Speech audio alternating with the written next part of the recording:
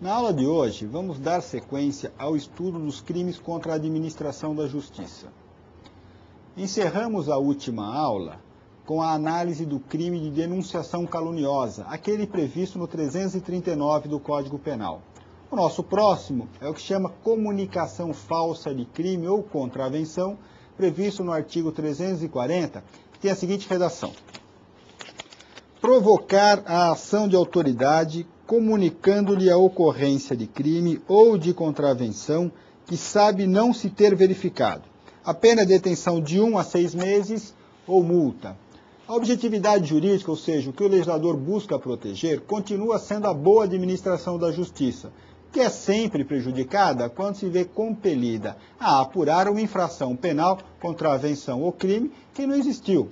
Ou seja, a investigação representará um gasto público desnecessário. Trata-se de um crime comum no que pertine ao sujeito ativo. Lembrando apenas aos senhores que crime comum é aquele que não exige do autor qualquer característica especial, ou seja, qualquer pessoa pode cometer esse crime. A vítima, por óbvio, é o próprio Estado que vai arcar com esses custos. Esse crime não se confunde com o crime de denunciação caluniosa. Enquanto na denunciação, se imputa falsamente a determinada pessoa a prática de um crime, movimentando a máquina estatal, na comunicação falsa, que é isso que estamos estudando, não há atribuição de autoria a quem quer que seja. Ou seja, nesse crime, a ideia do indivíduo é fazer movimentar a máquina estatal de forma desnecessária, sem, no entanto, atribuir a autoria à pessoa certa. É a própria infração penal, o crime ou a contravenção, que não existem.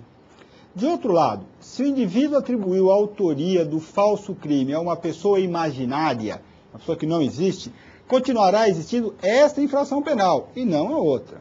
Só haverá desclassificação para o crime de denunciação caluniosa quando a imputação falsa da prática de crime que não tenha existido ou que tenha existido recaia sobre pessoa certa, física, determinada.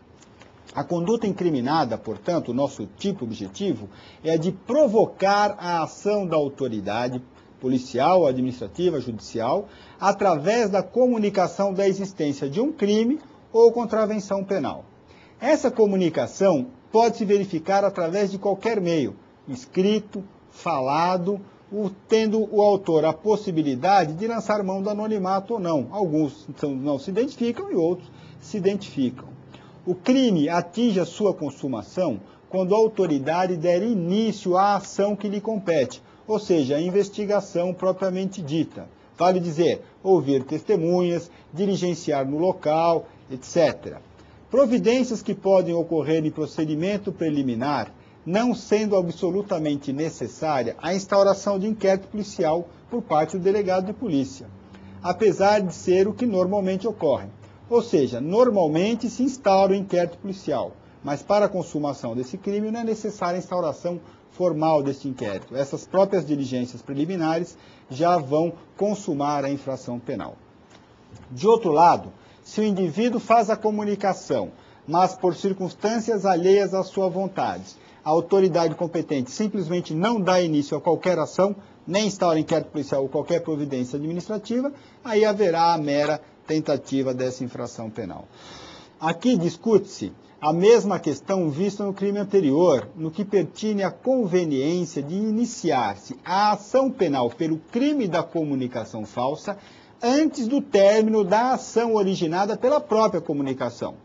Aspectos de ordem jurídica que impeçam o início antes do final daquela primeira ação não existem. Entretanto, os de ordem prática, que visam principalmente impedir a prolação de sentenças conflitantes, permanecem existindo.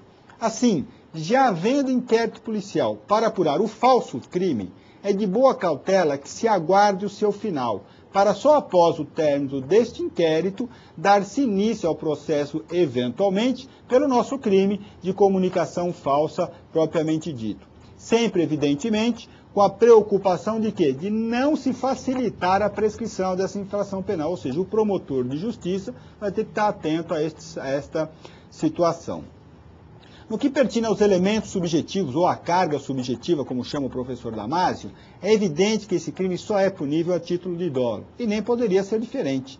né? Somado ao fato de que o agente criminoso tem a plena certeza, convicção absoluta, de que a infração penal comunicada seja inexistente, ou seja, a comunicação seja falsa.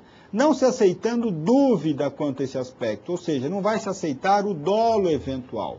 Assim, se a pessoa tem dúvidas acerca da existência ou não do crime que está comunicando à autoridade pública competente, não haverá a infração penal de comunicação falsa do crime. Muito bem, a nossa próxima infração penal é a autoacusação falsa. O artigo 341 possui a seguinte redação: acusar-se perante a autoridade de crime inexistente ou praticado por outrem. A pena de detenção de 3 meses a 2 anos ou, alternativamente, a pena de multa. A nossa objetividade jurídica é a mesma, né? É a normal administração da justiça.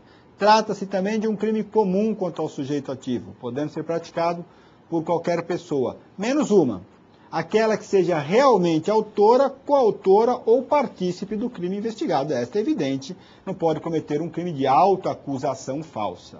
A vítima continua sendo o Estado. O Estado é o principal interessado no desenvolvimento normal das atividades da máquina judiciária. É ele que administra o poder judiciário, então ele é a vítima.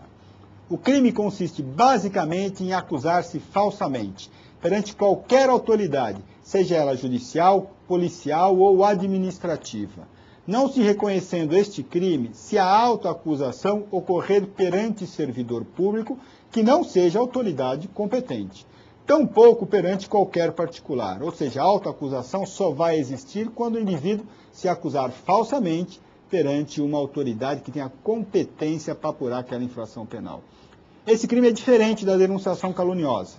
Lá na denunciação caluniosa, uma terceira pessoa inocente é acusada da prática de um crime, ou de um crime que não existe, ou, se existe, não foi por esta pessoa falsamente acusada praticada. Aqui o agente criminoso acusa sua própria pessoa, sabendo, por óbvio, que é inocente, né? Ninguém melhor do que ele para saber se ele é inocente ou culpado no crime que ele está se acusando.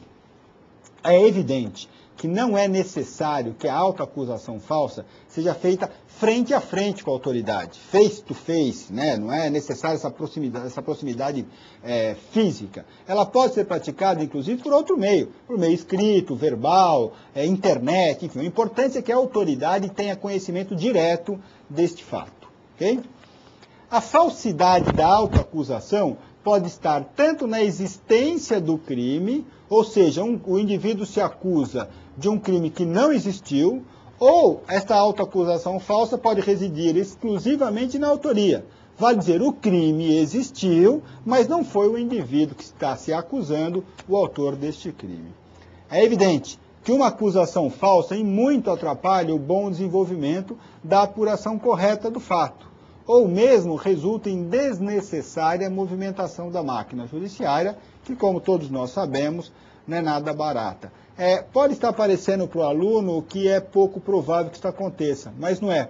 Acontece com bastante frequência, principalmente no mundo da carceragem, de um preso comprar a prática da infração penal por outro, ou seja, se acusar no lugar do indivíduo em troca de favores, dinheiro, enfim, né? E até mesmo, eventualmente, ameaçado, né? E se o indivíduo, portanto, além de autoacusar-se falsamente, ainda imputa a prática a uma outra pessoa, também falsamente, aí haverá numa conduta só 2 crimes, ou seja, concurso formal entre o crime de autoacusação falsa e o crime de denunciação caluniosa. Desta forma, é importante anotar que é irrelevante para o reconhecimento do crime de autoacusação falsa a motivação do agente. Ele pode ter sido movido, inclusive, por motivos nobres, né? Um pai, por exemplo, que assume o crime praticado pelo filho. Um crime, evidentemente, este crime nosso, evidentemente, é um crime doloso, não há autoacusação culposa, por óbvio, né? Essa infração penal atinge a consumação no momento em que a autoridade, né, a autoridade com competência para apurar, fica sabendo da confissão inverídica, da confissão mentirosa. Não sendo necessário, neste crime, tem a autoridade dado início a qualquer apuração formal, que é diferente daquela anterior, né, da comunicação falsa de crime e contravenção. Não é isso? Para que seja viável esta tentativa, ou melhor, para que seja viável a tentativa deste crime, será necessário que o meio escolhido seja fracionável no tempo, como o meio escrito, por exemplo. Na autoacusação verbal, por óbvio, não é possível a interrupção dos atos de execução, quiçá por circunstâncias alheias à vontade do agente criminoso. Neste capítulo, do crime dos mais importantes, e que eu peço aos senhores alunos, percam tempo com ele, porque ele é um crime eleito, vamos dizer assim, ele é um crime com bastante frequência, que ocorre com bastante frequência nas provas de ingresso da OAB, é o crime de falso testemunho ou falsa perícia. É aquele crime previsto no artigo 342 do Código Penal. 342 diz o seguinte: fazer afirmação falsa, ou negar ou calar a verdade, como testemunha, perito, contador, tradutor ou intérprete em processo judicial ou administrativo, inquérito policial ou em juízo arbitral. A pena para esse crime já é um crime mais grave que os anteriores. Veja que isso aqui é reclusão de 1 a 3 anos e multa. Aqui a multa é cumulativa.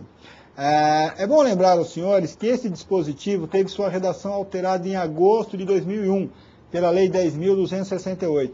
De forma que, se seu código é mais antigo que 2001, ele não tem essa redação. Lembre-se, a gente vem falando com bastante frequência aqui, todos os professores da R2 Learning, não esqueçam de ter a legislação sempre atualizada. Isso é fundamental para um sucesso no concurso de ingresso da Ordem dos Advogados do Brasil. A objetividade jurídica desse crime continua a mesma.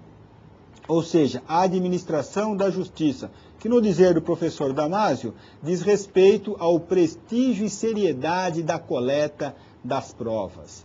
Trata-se de um crime próprio, diferente dos anteriores, quanto ao sujeito ativo, de forma que só pode ser praticado por essas pessoas taxativamente enumeradas no dispositivo em estudo, devendo, portanto, tais pessoas se encontrarem na posição jurídica exigida pelo legislador: testemunha, tradutor, perito, intérprete, contador, enfim, todas essas pessoas.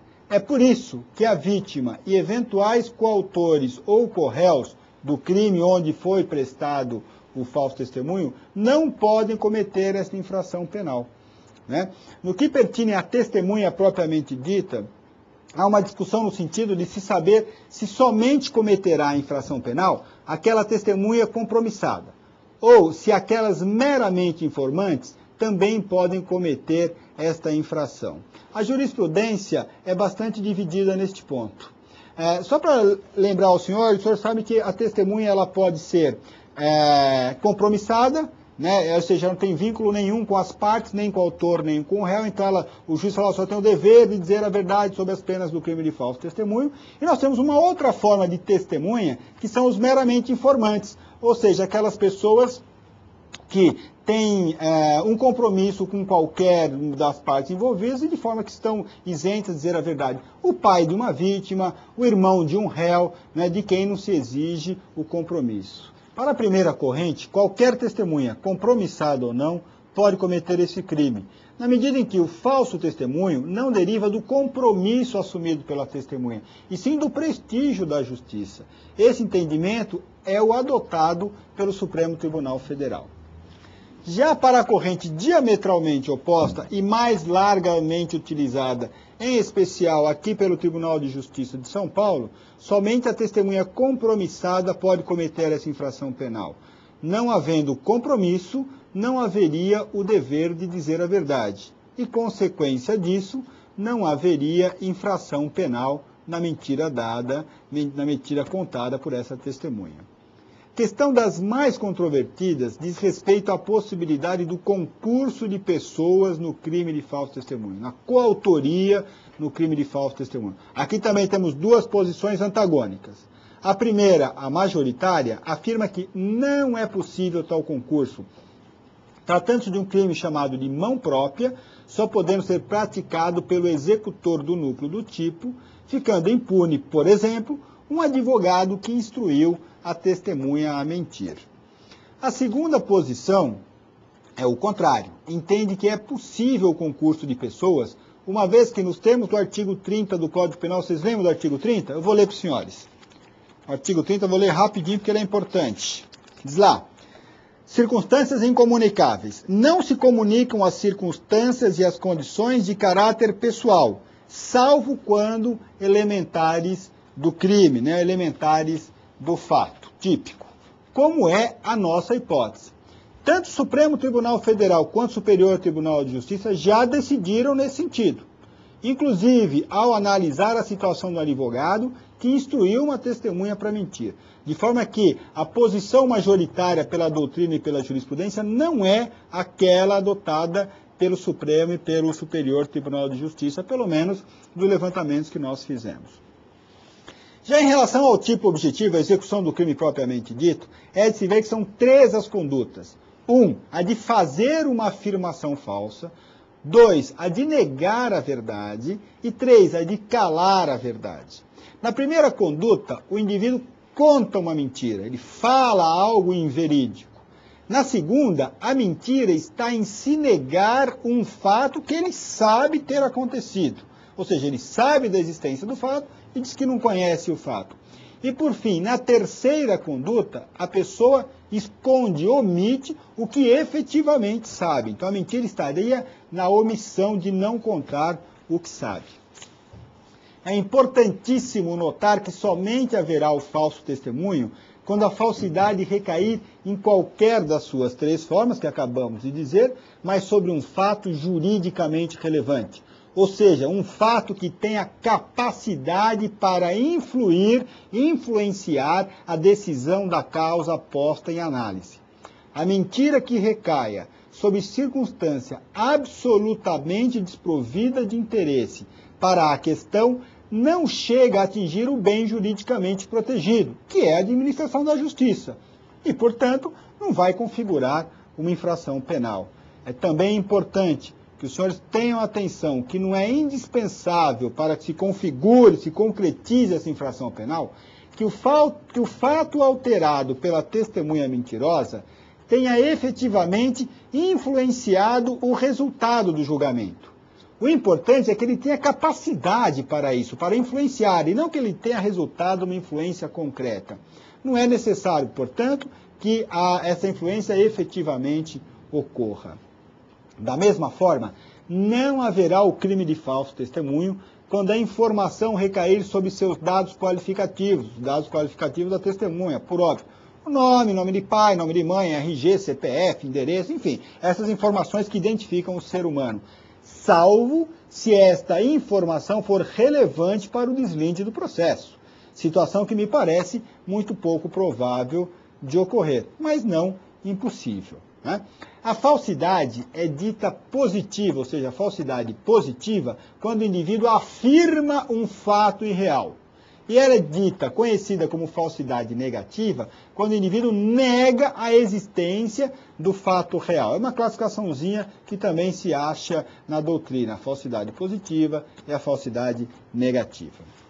É importante lembrar aos senhores que a falsidade deve ser analisada sempre sob a ótica subjetiva, ou seja, levando-se em consideração o que a testemunha realmente sabe. A falsidade ela está na contradição entre o que a pessoa diz e o que a pessoa sabe, que não se confunde necessariamente com a realidade. Ou seja, o que a pessoa disse pode não ser o real, mas pode ser o que ela pensa ter visto. O indivíduo que num depoimento fala, eu vi o fulano sacando uma arma.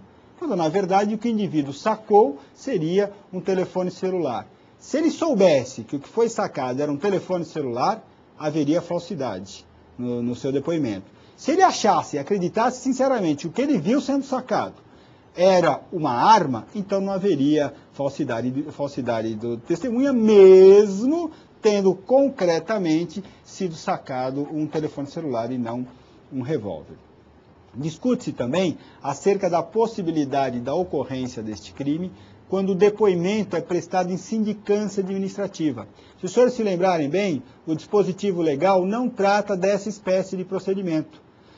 Mas o entendimento que tem prevalecido é pela resposta negativa. Ou seja, a sindicância não se confunde nem com processo judicial, nem com processo administrativo, ou seja, ela precede o processo administrativo, tampouco inquérito policial ou juízo arbitral. Há, entretanto, julgados em sentido contrário, que comparam a sindicância ao inquérito policial, porque ambos são de cunho administrativo. Lembre-se, hein? A sindicância ela precede o processo administrativo e com ele não se confunde. É importante ainda lembrar aos senhores que se for anulado o processo no qual foi prestado o falso testemunho, onde o falso testemunho foi prestado, o crime desaparecerá. O crime de falso testemunho vai simplesmente sumir, porque o falso testemunho foi anulado juntamente com aquele processo. E se for extinta a punibilidade no processo onde foi prestado o falso testemunho, ou seja, não é caso de anulação, é caso de extinção de punibilidade. Nessa hipótese, por se tratar o crime de falso, e crime formal, que não depende para a sua consumação da efetiva lesão ao bem juridicamente protegido, o crime de falso testemunho permaneceria a existir.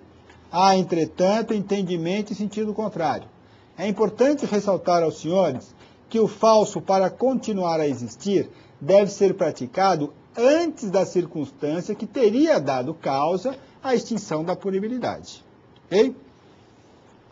Já, se a testemunha falsear a verdade por mais de uma vez sobre o mesmo fato, no mesmo processo, cometerá um único crime. Por exemplo, ela mente lá no inquérito policial, ela mente no sumário de culpa e mente no tribunal de júri de novo. Haverá um crime só do falso testemunho que se aplica, não haverá concurso nem material nem formal de infração penal. Acerca da identificação do exato momento consumativo, a jurisprudência também é bastante dividida. Aliás, os senhores estão observando que é por isso que é interessante este crime, né? Ele tem várias correntes jurisprudenciais em vários assuntos, vários pontos que discutem, por isso que é importante o nosso aluno ter atenção a ele. A primeira corrente, que é a majoritária, entende que o crime se consuma quando finalizado o depoimento. Acabou o depoimento, assinou o depoimento, o crime de falso testemunho estará consumado. Já para a segunda corrente, o crime consuma-se com o trânsito em julgado da decisão proferida no processo onde a mentira foi contada. A discussão surgiu em virtude do teor do parágrafo 2º do artigo que nós estamos estudando. Diz o seguinte: o fato deixa de ser punível se antes da sentença, no processo em que ocorreu o ilícito, o agente se retrata ou declara a verdade. Isso quer dizer que até proferida a decisão nos autos onde a mentira foi contada, a testemunha faltosa, a mentirosa, pode se retratar, dando causa à extinção da punibilidade do crime de falso testemunho. Vejam, senhores, que não se trata de uma absolvição pelo falso testemunho, e sim a extinção da punibilidade. Se a mentira for contada em depoimento prestado em carta precatória, por exemplo, será o juízo deprecado competente para apurar o crime de falso testemunho, e não o juízo deprecante, né? Ou seja, o crime se consumou ali na vara onde foi prestado, onde foi executada, cumprida, melhor dizendo, a carta precatória. Já para a falsa perícia, as condutas são exatamente as mesmas que já foram explicadas para o falso testemunho, que a falsa perícia está na mesma infração penal, no mesmo artigo. A diferença está no fato de que agora é o perito. Este está sempre compromissado. Então não tem aquela discussão de testemunha compromissado ou não. Perito é sempre compromissado. E compromissado com o juízo. O que não se confunde com o assistente técnico das partes, que são os técnicos pagos pelo autor, pelo réu, para dar parecer naquela área da sua especialização, da sua causa, por óbvio. A consumação do crime de falsa perícia se dará com a entrega do laudo à autoridade requisitante. Já a tentativa, segundo a maioria dos julgados, é admissível, mas há também decisões em sentido contrário. O crime é doloso, englobando, por óbvio, a consciência da mentira, ou seja, a testemunha faltosa deve saber que está mentindo. Se achar que diz a verdade, não haverá infração penal, mesmo que não seja verdade, mesmo que seja uma mentira. Se ela acha que aquela mentira, pelas circunstâncias, era uma verdade, não haverá o crime. Também não se discute, não se perquire a finalidade do agente criminoso, sendo absolutamente irrelevante para a análise dessa questão qual o fim desejado pela testemunha com a sua mentira. Qual era a ideia? A ideia era prejudicar o réu, a ideia era aliviar o réu, prejudicar o irmão, a namorada, a mãe, enfim, isso não vem ao caso. O importante é que ele saiba que está mentindo em um processo daquela natureza. pela redação nova do parágrafo 1º do nosso artigo, a pena será aumentada de 1/6 a 1/3 se o crime é praticado mediante suborno ou se é cometido com o fim de obter prova destinada a produzir efeito em processo penal ou civil, do qual for parte interessada entidade da administração pública. Ou seja, a natureza da infração penal e a natureza da parte envolvida naquela questão eventualmente civil justificou ao legislador o acréscimo ou aumento da pena se o falso testemunho for prestado naquele depoimento. O falso testemunho e também a falsa perícia, por óbvio, né? Já o parágrafo 2º, que já falamos rapidamente sobre ele, estabelece a possibilidade da extinção da punibilidade do agente pela sua retratação. Como já foi visto, até o momento em que proferida a sentença no feito onde a mentira foi dita, foi contada, ele pode se retratar. E a retratação significa, para que justifique a extinção da punibilidade, não só confirmar que disse uma verdade, que disse uma mentira, mas principalmente dizer a verdade. Mas eu falo, olha, eu menti. Não, eu menti quando disse que ele não matou e, na verdade, foi ele quem matou. De forma que não basta confessar que mentiu. É indispensável para que exista essa extinção da punibilidade diz que ele venha a dizer a verdade. Escute-se ainda nessa infração penal. Por fim, ante a possibilidade da retratação, isto é importante, qual o momento correto para ser proposta a ação penal no crime de falso testemunho? O que nós devemos fazer? Vamos aguardar o julgamento do processo onde ele foi prestado, já que até o momento desse julgamento seria possível uma retratação, ou não vamos aguardar o julgamento do processo onde o falso foi prestado e vamos processar a testemunha desde logo. Existem 4 posições a respeito desta questão. A primeira diz o seguinte: deve aguardar o julgamento do feito onde o falso foi contado, já que, como já dito, é possível até este momento a retratação. Nesta hipótese, as questões de ordem prática superam as questões de ordem jurídica. Segunda corrente, pode ser proposta a ação penal antes da sentença, já que o falso testemunho estará consumado. Vocês se lembram que a consumação se dá no momento em que o indivíduo assina o seu depoimento. Só não poderá, segundo essa segunda corrente, ser julgado antes do primeiro, ou seja, está lá com o processo onde a mentira foi contada em andamento. Eu posso começar a processar a testemunha mentirosa. Só que antes de julgar o processo por falso testemunho, eu tenho que necessariamente aguardar o julgamento do processo onde a testemunha foi, onde a mentira foi contada. Aí por quê? Porque eu estou evitando também, estou possibilitando que a minha testemunha se retrate. Não é isso? A terceira corrente diz o seguinte: pode ser proposta a ação antes da sentença onde a mentira foi contada, como também pode ser julgada antes de tal ato, né? Antes da decisão. Essa terceira corrente é a minoritária, porque ela pode gerar situações bastante conflitantes, né? Você pode absolver por falso testemunho, no crime de falso testemunho, e lá no processo onde a mentira foi contada, o juiz pode entender que ela efetivamente mentiu. Então haveriam decisões contraditórias, né? Um juiz diz que é mentira, o outro diz que é verdade. Isso geraria situações conflitantes que não se compactua com a boa administração da justiça. A quarta e última posição é semelhante à segunda posição. O que ela acrescenta apenas é que, se tratar de um processo criminal, os dois, o processo do falso testemunho e aquele outro, um furto, um homicídio, por exemplo, no qual o falso foi praticado, devem ser julgados em conjunto, pois haverá conexão entre ambos, o que evitaria também decisões conflitantes, que é sempre uma preocupação muito grande. Tem prevalecido, senhores, a segunda orientação, ou seja, a ação pode ser proposta, a ação pelo falso testemunho, mas não pode nem deve ser julgada até que sobrevenha a decisão do feito onde a mentira foi dita. Se chegando ao final do processo de falso testemunho, você vê lá que aquele onde a mentira foi dita ainda não chegou ao seu fim, o que você vai fazer? Vai suspender o andamento do processo de falso testemunho, vai aguardar o julgamento daquele primeiro, e aí você vai tocar adiante o seu processo por falso testemunho. Perfeito? Vocês repararam que o crime de falso testemunho ou falsa perícia é um crime com muitos detalhes, e é importante você ter atenção aos detalhes, que é no detalhe que o nosso examinador nos derruba, não é isso? O nosso próximo crime de interesse, nós vamos pular o 343, vamos para o 344, que é o de coação no curso do processo. Diz lá o artigo 344 do Código Penal: usar de violência ou grave ameaça com o fim de favorecer interesse próprio ou alheio contra a autoridade, parte ou qualquer outra pessoa que funciona ou é chamada a intervir em processo judicial, policial ou administrativo ou em juízo arbitral.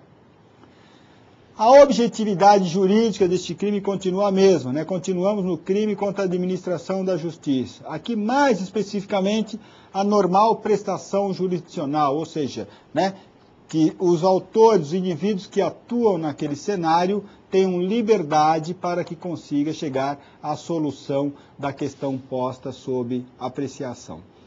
Trata-se de um crime comum contra o sujeito ativo. A nossa vítima principal continua o Estado, hein? E secundariamente, em um segundo plano, a pessoa física ameaçada ou coagida. A conduta aqui, portanto, é de utilizar-se de violência real, que é a violência física, ou a violência moral, que é a grave ameaça, né? A promessa da prática de mal futuro e grave. É isso? Contra a autoridade, contra a parte, ou qualquer pessoa que funcione nos autos, pouco importando qual interesse próprio que diz o Código ou alheio o autor do crime deseja satisfazer. Ou seja, não é importante a natureza deste desejo. Mesmo em se tratando de crime doloso, neste caso, será indispensável comprovar-se que o indivíduo agia para a satisfação de algum interesse, ou seu ou de terceiro. O que é necessário esclarecer qual a natureza desse interesse. É favor financeiro, favor sexual, favor de qualquer natureza. Não é isso? O crime consuma-se no momento da prática da violência física ou moral, né? Da violência física ou da grave ameaça. Pouco importando, hein? Se a pessoa cedeu à ameaça ou à violência, ou seja, se ela foi ameaçada para a prática de algum ato, se ela efetivamente praticou o ato de acordo com o que desejava o seu ameaçador. Não é isso? O dispositivo deixa muito claro que a pena pelo crime de coação no curso do processo será aplicada independentemente da pena do crime correspondente à violência. Assim, se eventualmente praticada uma lesão corporal grave, gravíssima, não vem ao caso, contra uma das vítimas secundárias, lembra, né? A nossa vítima principal é o Estado, secundária é a pessoa física. A pena da lesão corporal vai somar a pena do crime da coação, aplicando-se a regra do cúmulo material, né? Aquele que está previsto ali no artigo 69 do Código Penal.